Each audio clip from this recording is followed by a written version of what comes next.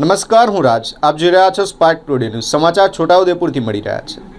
છોટાઉદેપુર પંથકમાં railway train મોડી પડતા મુસાફરોને ભારે હાલાકીનો સામનો કરવો પડ્યો. સંખેડા બહાદરપુર સ્ટેશન સાંજની 4:45 વાગ્યાની ટ્રેન 6 વાગ્યા બાદ આવતા અને મધ્યપ્રદેશ તરફથી આવતી ટ્રેન પણ મોડે પહોંચતા સેંકડો મુસાફરો અટવાયા હતા. ટ્રેનની અનિયમિતતાની સીધી અસર નોકરિયાત વર્ગ, વિદ્યાર્થીઓ અને ઇમરજન્સી ધંધાદારો પર જોવા મળી રહી છે.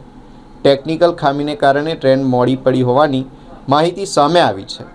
વડોદરા પ્રતાપનગરથી છોટાઉદેપુર થઈ મધ્યપ્રદેશના જોબટ સુધી ચાલતી ટ્રેન છેલ્લા 3 દિવસથી સતત મોડી આવી રહી છે, જેના કારણે સંખેડા, બહાદરપુર અને છોટાઉદેપુર સ્ટેશને મુસાફરો અટવાઈ રહ્યા છે. સસ્તી અને સલામત મુસાફરી માટે ટ્રેન પર નિર્ભર નોકરિયાત, વિદ્યાર્થી અને ધંધાદારી વર્ગને મુશ્કેલી વેઠવી પડી રહી છે.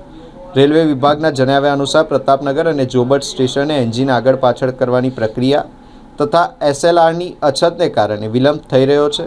ટ્રેન સમયસર ચલાવવામાં આવે તેવી મુસાફરોની માંગ ઉઠી છે.